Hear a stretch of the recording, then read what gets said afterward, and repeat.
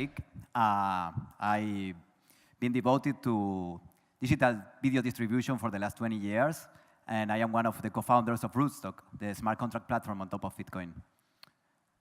Social media, long before Ethereum and Bitcoin, had developed a value for social engagement, a value that still is treasured and is expected after every contribution as a recognition for a good job. And they have called this value likes.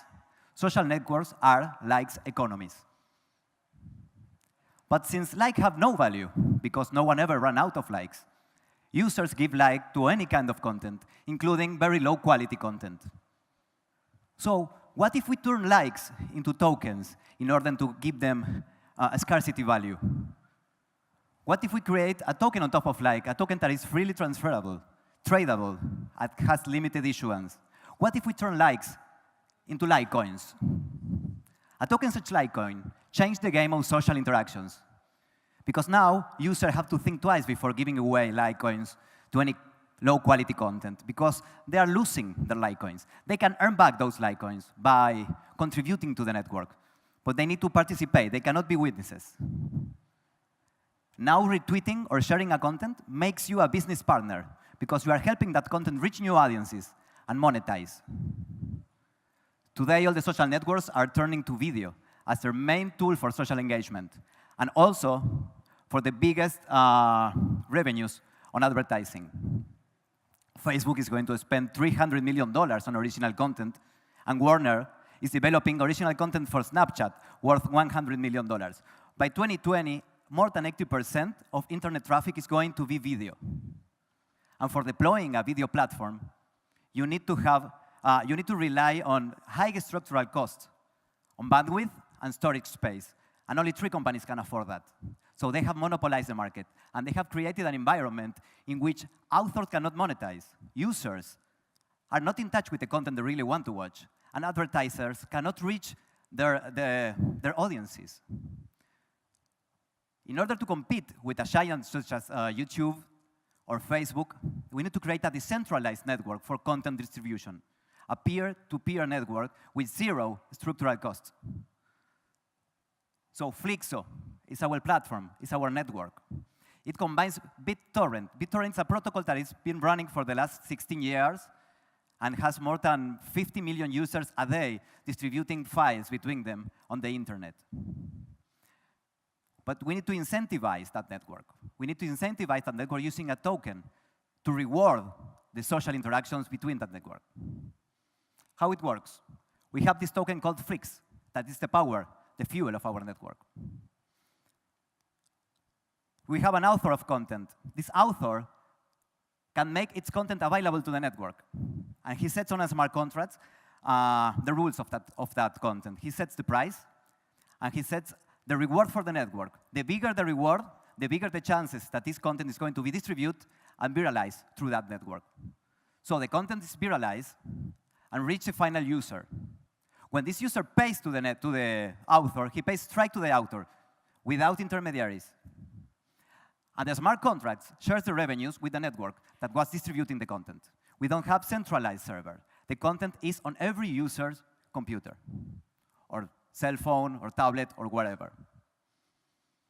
There are basically 3 models of video on demand. We have transactional VOD, also called pay-per-view. We have advertising VOD. That is the model that monetizes YouTube. And we have subscription VOD. That is the model of Netflix. On Flixxo, transactional VOD meets advertising VOD. If a user runs out of tokens, he can ask for advertising. So after watching the advertising, he gets paid for doing that with tokens, which he's going to use for watching more content. But this also creates a market for this token. Creates a market, creates a demand, and creates an organic price, because advertisers need to reach the biggest stakeholders in the system, that are authors, in order to buy from them tokens. So we have a token that fuels the whole economy that we are building on top of a video distribution network. We have a platform, we have already working platform that is as easy to use as YouTube, but has a better user experience, because there are no mid-roll advertising, not pre-roll advertising, and users can earn a value. So this is more than a video platform. This is a social economy. We have turning social networks into social economies, in which every social interaction turns into a settlement of value. Every user is rewarded for interactions. So now, if we are focusing on teenagers or millennials or kids, we can teach them how to handle value. They never handle an actual value on the internet.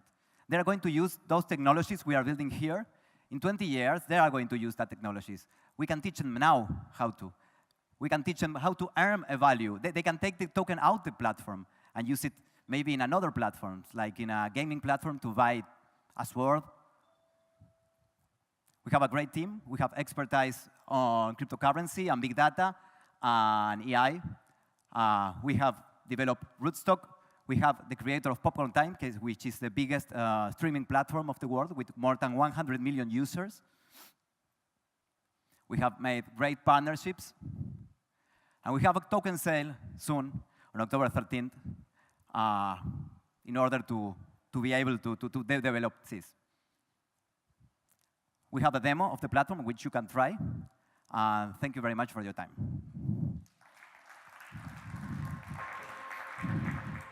So we do have time for a question, if any of our judges want to ask one. In terms of the storage, how is it that you're doing there? And is that the same Facebook-like? Like the... For the storage, you mean? Yeah, I'm curious about the storage and the like thumb. Is that... I think you might get a cease and desist from Facebook, and you may want to look at that. OK. About the storage, when a user watches content, he can decide either to keep it on this computer or not, or share it or not. If he's sharing this content... Yeah, but are you looking at using MadeSafe? Are you looking at using SiaCoin? Are you looking at using IPFS Filecoin? No. We are using BitTorrent protocol. Storage. No, we are still using BitTorrent protocol. That is, we have used it for Popcorn Time. It had proved and can handle 50 million users a day without problems and works in a great manner.